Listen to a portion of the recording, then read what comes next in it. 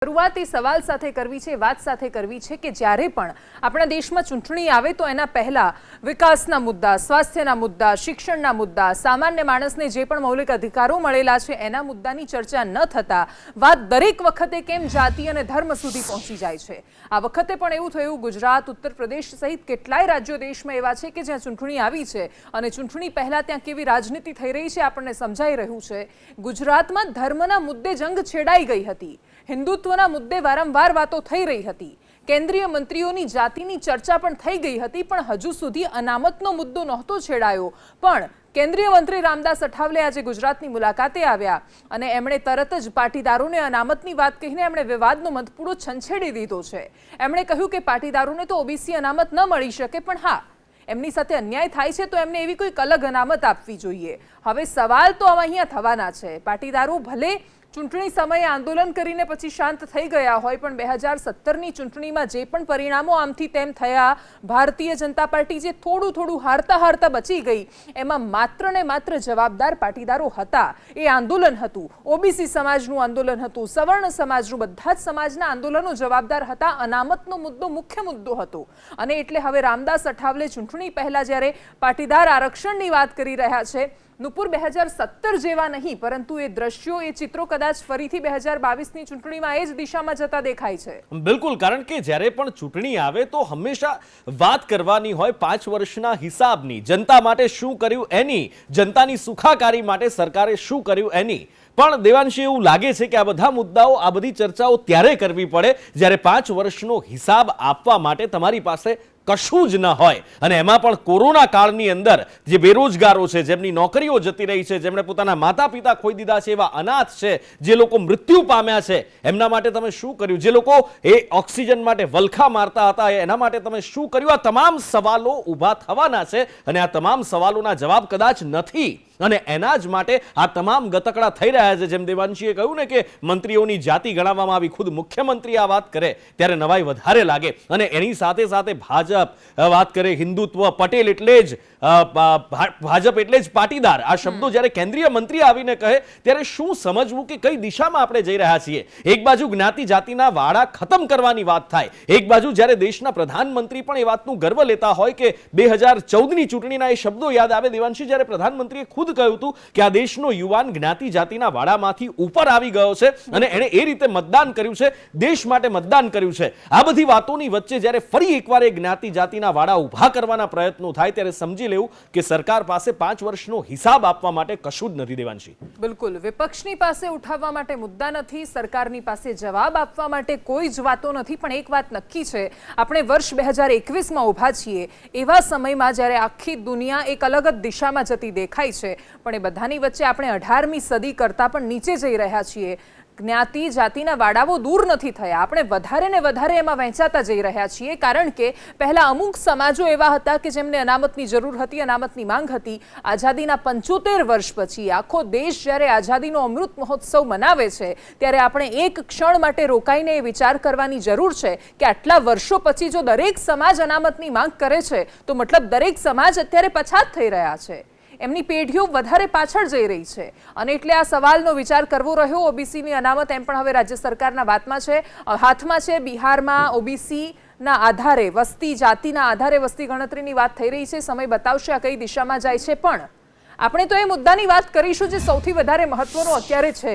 શિક્ષક દિનની પૂર્વ સંધ્યાએ આપણે આદર્શ શિક્ષણ વ્યવસ્થા અને ઉદાહરણ બનેલા શિક્ષકોની વાત કરવી જોઈએ, પણ ગુજરાતમાં શિક્ષણની સ્થિતિ પર નજર કરીએ તો શરમ સિવાય બીજું કંઈ હાથમાં આવતું જ નથી।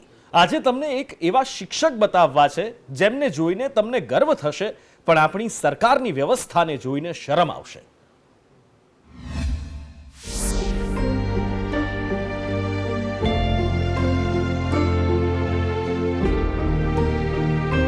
શિક્ષકની તાકાત ચાણક્યએ સમજાવી, શિક્ષણની તાકાત વિવેકાનંદે સમજાવી, પણ શિક્ષકોની વ્યથા કોઈ નથી સમજાવી શક્યું। ગુજરાતમાં શાળા, શિક્ષણ અને શિક્ષકની અવદશાના એવા ઉદાહરણ સામે આવે છે જે જોઈને આપણી વ્યવસ્થાને લઈને આપણા મનમાં થતા દરેક સવાલોના જવાબ મળી જાય। ગુજરાતના ગામડે ગામડે, શહેરોમાં પણ સરકારી શાળામાં ઇમારતોના જે હાલ છે એનાથી આખા ગુજરાતને પરિચય છે। પણ આજે એવું દ્રશ્ય બતાવવું છે જેને જોઈને થશે કોઈ પણ જગ્યાએ શિક્ષણની આવી અવદશા તો ન જ થવી જોઈએ. પણ શિક્ષણની વાત તો ત્યારે આવે જ્યારે આ ગામમાં બીજી પણ કોઈ પાયાની સુવિધાનું અસ્તિત્વ હોય. ભરૂચથી માત્ર 20 કિલોમીટરના અંતરે આવેલું છે આલિયાબેટ ગામ. 20 કિલોમીટર કાપીએ તો સદી પાર કરીને આવી ગયા હોય એવી અવદશા લાગે. 300 વર્ષથી અહીંયા જત સમાજના લોકો રહે છે. અહીંયા 135 ઘરની વસ્તી છે, પણ ગામમાં વીજળી નથી, રસ્તા નથી કે શૌચાલય પણ નથી. શું વિકાસની વ્યાખ્યામાં આ ગામનો સમાવેશ નથી થતો સરકાર? આ ગામમાં અમે જઈ રહ્યા હતા એક શિક્ષકને મળવા, પણ ગામની સ્થિતિ જોતા વિકાસની વ્યાખ્યા પર પ્રશ્ન થાય એ તો સ્વાભાવિક છે. અંતરિયાળ વિસ્તારોની અવદશા એ જ જાણે ગુજરાતના વિકાસની વાસ્તવિકતા છે. આઝાદીના આટલા વર્ષો પછી પણ જો લોકો આવી જ દારૂણ સ્થિતિમાં રહેવા મજબૂર બનતા હોય તો બીજા 100 વર્ષ નીકળી જશે તો પણ આપણે હતા ત્યાંને ત્યાં જ રહેવાના છીએ.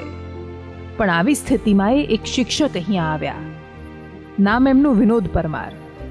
એ અહીંયા આવ્યા અને પછી એમણે જે જોયું એનું વર્ણન જ્યારે એ કરે છે ત્યારે એમની આંખમાં આંસુ આવી જાય છે.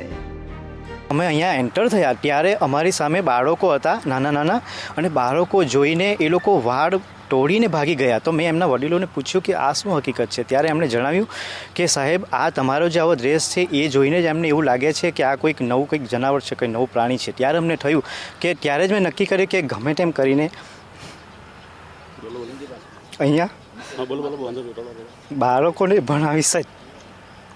અને ત્યારથી અત્યાર સુધી તમે માનો નહીં, આ અમારા બાળકો લખી શકે છે, વાંચી શકે છે, ભણી શકે છે અને તમને તમારી ગુજરાતી ભાષામાં જવાબ પણ આપી શકે છે. એનો મને ગર્વ છે આજે. વિનોદભાઈ જેવા લાગણીશીલ શિક્ષકો જ બાળકો માટે કંઈક કરી શકે છે અને એટલે જ એમણે પોતાની સારી સામાજિક આર્થિક સ્થિતિને તિલાંજલિ આપી દીધી અને જીવન સમર્પિત કરી દીધું બાળકો માટે. શાંતિથી અને કહેવાતા સભ્ય વાતાવરણમાં રહેતો માણસ બાળકોને જોઈને એટલો વ્યથિત થયો કે હવે એ ઝૂંપડામાં રહે છે. ઘરના દરેક કામ જાતે કરે છે, પણ બાળકોને શિક્ષિત કરવાની સંપૂર્ણ કોશિશ કરે છે. એ અહીંયા આવ્યા ત્યારે એમને લાગ્યું હતું કે એ થોડા કિલોમીટર કાપીને નહીં, પણ જાણે સદીઓનું અંતર કાપીને આવ્યા છે. અહીંયા અમે જ્યારે આવ્યા ત્યારે એવું લાગ્યું કે જાણે આપણે 18મી સદીમાં આવી ગયા હોય. એકદમ બેકવર્ડ એરિયો અને એકદમ કોઈ જાતની સુવિધા નહીં, રસ્તો, રોડ, પાણી, લાઇટ કશું જ નહીં. તે છતાં પણ બાળકોની સામે જ્યારે આપણે જોઈએ છે ત્યારે આપણને એવું થાય છે સાહેબ કે ખરેખર ગમે તેવી પરિસ્થિતિમાં આપણે અહીંયા રહી અને બાળકોને આપણે અભ્યાસ કરાવીશું. આ બાળકોને પહેલાં ગુજરાતી પણ નહોતું આવડતું, કચ્છી એમની ભાષા, છતાંય શિક્ષકે એમને બધું જ શીખવાડ્યું. એક શિક્ષક એની ક્ષમતા કરતાં કંઈક ઘણું વધારે કરી રહ્યું છે, પણ સામે સરકાર કોઈ જ મદદ નથી કરી રહી. આ ગામમાં આજે પણ શાળા નથી. આજે પણ વિદ્યાર્થીઓ બહાર બેસીને ખુલ્લા આકાશની તળે ઝાડ પર પાટિયું લટકાવીને શિક્ષક જેમ ભણાવે એમ ભણે છે. સર્વ શિક્ષા અભિયાનથી લઈ સૌ ભણે સૌ આગળ વધેની જાહેરાતોની સાથે આ દરેક સૂત્રોનો અધિકાર આ બાળકોનો પણ છે. એ કેમ શિક્ષણથી વંચિત રહી જાય? જ્યારે આ બાળકો મોટા થશે અને બહારની દુનિયામાં આવીને સરકારની જાહેરાતો જોશે ત્યારે એ પોતાની સરકારને ક્યારેય ચાહી નહીં શકે, કેમ કે એ સરકારનો મતલબ સમજ્યા જ નથી. એક શિક્ષકની મહેનત વ્યર્થ ન જાય એ જોવાની જવાબદારી સરકાર તમારી છે. શિક્ષક દિન પર અપાતા લાખો કરોડોના પુરસ્કારની વચ્ચે સૌથી મોટો પુરસ્કાર તો એ જ છે કે કોઈ શાળા આવી રીતે ઇમારતથી વંચિત ન રહી જાય. અંતરિયાળ વિસ્તારના બાળકોનો પણ આ દેશના સંસાધનો પર સમાન અધિકાર છે. એમનો હક એમને કોઈ પણ સંજોગોમાં મળવો જ જોઈએ. પણ આ કોઈ એક વિસ્તાર, એક શાળા કે એક ક્ષેત્રની વાત નથી. આ જુઓ, આ બનાસકાંઠાના ધોબરા ગામની પ્રાથમિક શાળા છે. અહીંયા ધોરણ 1 થી 8ના 265 વિદ્યાર્થીઓ ભણે છે. અહીંયાની દિવાલો પર લખ્યું છે મારી શાળા સુંદર શાળા. બહારથી જોઈએ તો લાગે પણ ખરું કે શાળા કેટલી સુંદર છે, પણ અહીંયા વર્ગખંડના નામે માત્ર 4 ઓરડા બાંધેલા છે. જે બાકી રહ્યા એ ધોરણના બાળકો બહાર ખુલ્લામાં બેસવા મજબૂર થાય છે. અને આવું આજકાલથી નહીં, છેલ્લા 5 વર્ષથી આમ જ ચાલી રહ્યું છે. ચોમાસાના વરસાદમાં ભોગ બની જાય છે બાળકોનો અભ્યાસ. સારા શિક્ષક પર જ્યારે સવાલ થાય કે સરકારી શાળાની ગુણવત્તા પર જ્યારે વાત આવે ત્યારે આવા દ્રશ્યો જવાબ છે ગુજરાત સરકારની દરેક મોટી જાહેરાતોનો. પછી કોઈ ફરક નથી પડતો ગમે તેવી તમે મહાન શિક્ષા નીતિ લાવશો. જ્યાંથી શિક્ષણ આપવાનું છે ત્યાં જ આવી સ્થિતિ હોય તો પછી નવી શિક્ષા નીતિ આવે, શિક્ષકોના સર્વેક્ષણ થાય, બધું જ અંતે તો શૂન્ય થઈ જાય છે. અને માત્ર સરકારનું નામ કે કામ શૂન્ય નથી થઈ રહ્યું, રાજ્યનું ભવિષ્ય ધકેલાઈ રહ્યું છે ભયંકર શૂન્ય અવકાશમાં. બ્યુરો રિપોર્ટ, સંદેશ ન્યૂઝ. ગુજરાતમાં શિક્ષણની આ સ્થિતિ કોઈ એક બાજુથી ખરાબ નથી. આપણે ત્યાં સામાજિક ઢાંચો પણ એટલો બદલાઈ ગયો છે કે આપણને આપણી જ ભાષા ગુજરાતી પર ગૌરવ છે કે કેમ સવાલ ઉઠી રહ્યા છે. આપણને ના આપણી ભાષા પર ગૌરવ છે, ના આપણી ભાષા પર પ્રેમ છે. અને એ જ કારણ છે કે છેલ્લા થોડા વર્ષોમાં અમદાવાદ ડીઈઓ પાસે કેટલીય ગુજરાતી શાળાઓ બંધ કરવાની અરજી આવી છે અને નવી અંગ્રેજી શાળાઓ શરૂ થઈ રહી છે. ગુજરાતી ભાષાના ગૌરવની વાતો કરવાની, ગુજરાત, ગુજરાતીપણું, વિદેશમાં વસેલા ગુજરાતીઓ, ગાંધી સરદારથી લઈ વર્તમાન પ્રધાનમંત્રી નરેન્દ્ર મોદીના ગુજરાતી હોવા પર ગર્વ કરવાનો અને પછી આપણી જ ભાષાનું નિકંદન કાઢી નાખવાનું. બાળકોને ગુજરાતી ભાષા જ નહીં ભણાવવાની અને ગુજરાતી માધ્યમથી દૂર રાખવાના. આ કઈ પ્રગતિનું ઉદાહરણ છે? છેલ્લા કેટલાય સમયથી પોતાના બાળકોને અંગ્રેજી માધ્યમમાં ભણાવવાનું ગાંડ પણ એટલું હાવી થયું છે કે અંગ્રેજી ભાષા એ સ્ટેટસનો સવાલ બની ગઈ છે. બાળકોની બોલી અને અંગ્રેજીના જ્ઞાન પરથી એમના વિચારો, એમની હોશિયારી નક્કી થાય છે. અને આવી સામાજિક સ્થિતિનું પરિણામ એ આવ્યું છે કે હવે રાજ્યમાં ગુજરાતી માધ્યમોની શાળાઓ બંધ કરવાની ફરજ પડી છે. સામે નવી અંગ્રેજી માધ્યમોની શાળાઓ ખોલવાની અરજી આવી રહી છે. છેલ્લા 3 વર્ષમાં અંગ્રેજી માધ્યમની 101 શાળાઓ ખોલવાની અરજી આવી. ગુજરાતી માધ્યમની 48 શાળા બંધ કરવાની અરજી આવી. અમદાવાદ શહેરમાં 1400 શાળાઓ છે. 540 અંગ્રેજી, 700 ગુજરાતી અને 150 હિન્દી માધ્યમની શાળાઓ છે. પણ હવે ગુજરાતી માધ્યમની શાળાઓ બંધ થઈ રહી છે. આ આંકડા માત્ર અમદાવાદના છે, પણ આખું રાજ્ય ધીરે ધીરે આ જ દિશામાં આગળ વધી રહ્યું છે. હવે બાળકો સામે તો સૌથી મોટો પ્રશ્ન એ થાય કે ઘરમાં ગુજરાતી બોલાય, શાળામાં વાતચીત હિન્દીમાં થાય અને ભણવાનું અંગ્રેજીમાં થાય. અંતે બાળક એક પણ ભાષા સારી રીતે બોલી શકતું નથી અને વિકાસ સંકુચિત રહી જાય છે. જ્યારે પ્રાથમિક શિક્ષણ પોતાની માતૃભાષામાં જ હોવું જોઈએ, આવું આપણા રાષ્ટ્રપિતાથી લઈને અનેક જે છે એ શિક્ષણવિદોએ પણ આ વિષય વાત ઉપર ભાર મૂકેલો છે. ત્યારે ચોક્કસથી એ વાત નોંધનીય છે છેલ્લા થોડા ઘણા વર્ષોથી જે છે એ ગુજરાતી માધ્યમની શાળાઓ જે છે એ ધીરે ધીરે બંધ થઈ રહી છે. નવી શાળાઓ તો ખુલવાનો કોઈ અત્યારે હાલ વિષય પ્રશ્ન પણ નથી. માતૃભાષાનું શિક્ષણ વ્યવસ્થામાંથી ગાયબ થઈ જવું એ ખૂબ મોટો પ્રશ્ન છે. શિક્ષણવિદ માને છે કે આ અચાનક સામે આવેલી સ્થિતિ નથી. ભલે એની અસર અત્યારે દેખાઈ રહી છે, બાકી અંગ્રેજી માધ્યમોનો આટલો ક્રેઝ તો ઘણા સમય પહેલાથી જ શરૂ થઈ ગયો હતો. આ પ્રોસેસ બહુ લાંબો પ્રોસેસ છે. રાતોરાત ઇંગ્લિશ મીડિયમનો ક્રેઝ વધે નહીં. આ મેં મારી શિક્ષણની 50 વર્ષની કારકિર્દીમાં જોયું છે કે 1985-86થી અંગ્રેજી માધ્યમ માટેનો એક ક્રેઝ આખા ગુજરાતમાં વધતો ગયો. અને અંગ્રેજી માધ્યમના કારણે સાહેબ ગુજરાતી માધ્યમની સ્કૂલો બંધ થવા લાગી. સિંધી માધ્યમ તો લગભગ બંધ થઈ ગયું. તમિલ માધ્યમ બંધ થઈ ગયું. હિન્દી માધ્યમની શાળાઓ બંધ થવા લાગી. સાહેબ નાનામાં નાનો પાનના ગલ્લાવાળો છે, ભલે અંગ્રેજી માધ્યમમાં નથી ભણ્યો, પણ પોતાના બાળકને અંગ્રેજી માધ્યમમાં ભણાવવાનો એને એક ક્રેઝ હોય છે અને એના માટે દેવું કરીને પણ ભણાવતો હોય છે. એટલે આગામી દિવસોમાં માતૃભાષાવાળી શાળાઓ બહુ જૂજ થઈ જશે.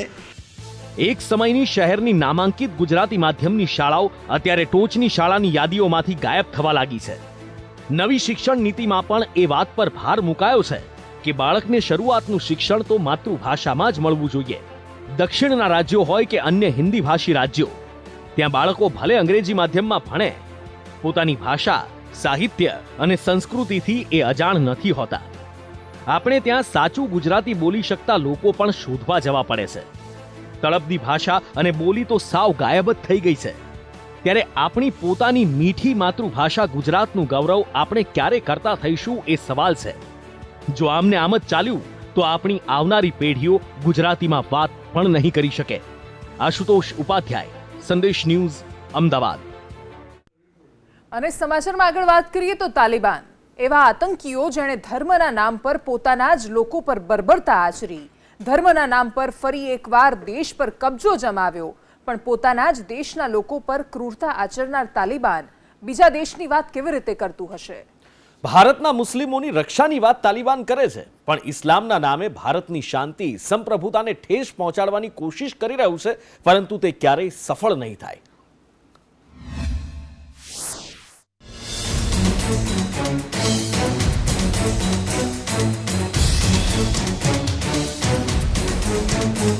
તાલિબાનના દરરોજ નવા ચહેરા સામે આવે છે અને નવા પ્રશ્નો ઊભા કરે છે, પણ દરેક વખતે તાલિબાન આ સવાલો મુસ્લિમ હોવાના નામ પર કરે છે.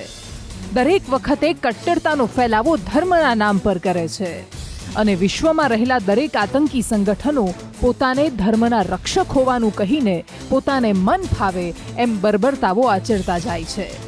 પણ આ આતંકવાદીઓને ના ધર્મ સાથે લેવા દેવા છે, ના એમને કોઈ ફરક પડે છે પોતાના જ ધર્મના લોકો પર થતા અત્યાચારથી.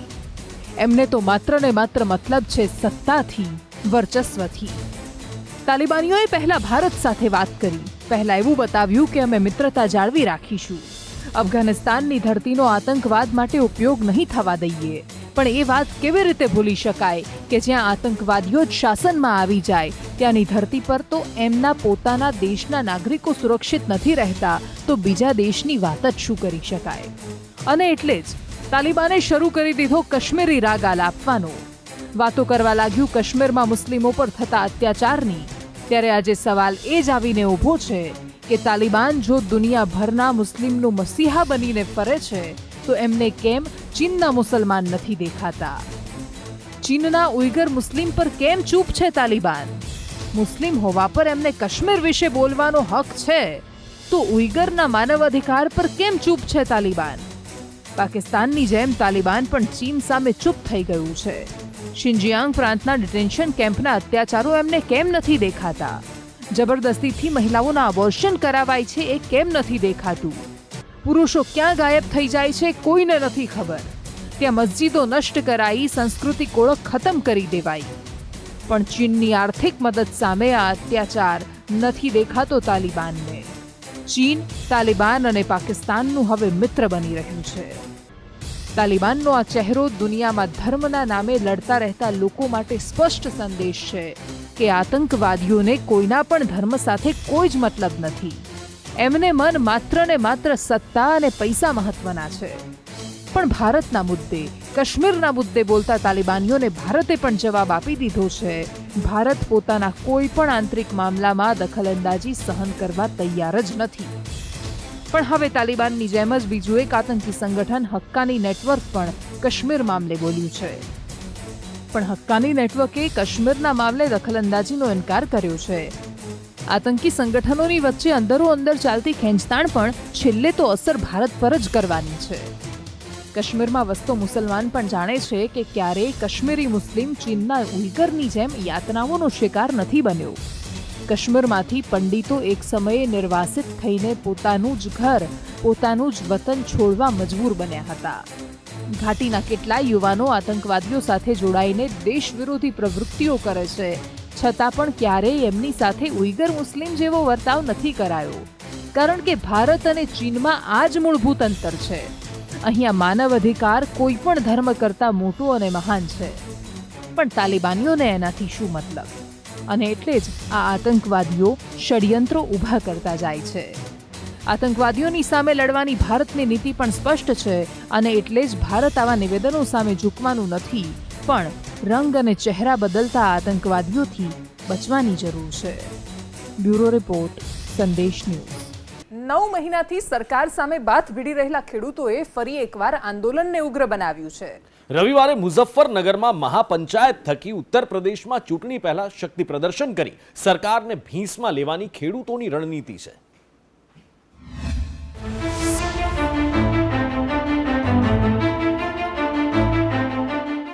ઉત્તર પ્રદેશમાં આવતી ચૂંટણીની તૈયારીઓ દરેક રાજનૈતિક પક્ષ તો કરી જ રહ્યા છે, પણ ખેડૂતોની અલગ તૈયારીઓ ચાલી રહી છે. મુઝફ્ફરનગરમાં 5 સપ્ટેમ્બરે કિસાન મહાપંચાયતનું આયોજન કરાયું છે અને તેની જ તૈયારીઓના ભાગરૂપે રાજ્ય સરકાર એકદમ અલર્ટ મોડ પર છે. ખેડૂત નેતા રાકેશ ટિકેતનું ભલે એવું માનવું હોય કે આને યુપી ઇલેક્શન સાથે કોઈ લેવા દેવા નથી, પણ દેખીતી જ વાત છે. ચૂંટણીના 6 મહિના પહેલા મુદ્દાઓના નામે ખેડૂતોની આટલી મોટી સભા, અને એ પણ સરકારની નીતિઓની સામે, એ ચૂંટણી પહેલાની જ તૈયારીઓ છે. ઉત્તર પ્રદેશમાં પોલીસ બળ તૈનાત થઈ ગયું છે. અનુભવી આઈપીએસની લાઈન લગાવી દેવામાં આવી છે. બની શકે એટલા લોકોને સ્થળ પર જતા રોકવાની કોશિશ છે, પણ ખેડૂતો કોઈ પણ સંજોગોમાં મહાપંચાયતના સ્થળ સુધી પહોંચવા તત્પર છે. રાકેશ ટિકેતે આ કાર્યક્રમ માટેની તૈયારીઓ વિશે પણ જણાવ્યું. देश की बड़ी बड़ी संस्थाएं सरकार बेच रही हैं, उस पर बातचीत होगी. और ये कैसे रुकें, ये जो सेल फॉर इंडिया का बोर्ड देश में लग चुका है, ये कैसे रुकेगा, इस पर बातचीत होगी. वहाँ पे व्यवस्थाओं में लगे हुए हैं, करीब 400 से ज़्यादा बड़े वहाँ पे खाने की व्यवस्था करी गई है. और जो कल से ही वहाँ पे 3 तारीख से वहाँ पे शुरू हो गई है. बहुत भीड़ वहाँ पे अब तक पहुँच चुकी है. वहाँ पे देखो, एक तो ये जो 3 कानून हैं, इसके बारे में वहाँ पे प्रमुखता से चर्चा होगी. बिजली अमेंडमेंट बिल पे होगी, पोल्यूशन वाले पे होगी. वहाँ पे हर स्टेट से अलग अलग इशू आएंगे, उस पर बातचीत होगी. ये आंदोलन चल रहा है, इस पर प्रमुखता से बातचीत होगी. सरकारों से कैसे बातचीत हो, उसके ऊपर बात होगी. और पूरे देश में संयुक्त मोर्चे के लोग कैसे मीटिंग करेंगे, उस पर बातचीत होगी. નેતાઓ જેઓ જનતાના સેવક છે, જનતાના પ્રતિનિધિ છે, પરંતુ ભારતીય રાજકારણમાં આ જ નેતાઓને ભગવાનનું સ્વરૂપ આપી દેવાય છે. પશ્ચિમ બંગાળમાં જીત બાદ મમતા બેનર્જીનું કદ અનેક ગણું વધી ગયું છે. ત્યાં સુધી કે દુર્ગા પૂજામાં મમતા બેનર્જીના ચહેરાવાળી મૂર્તિ બનાવાઈ છે.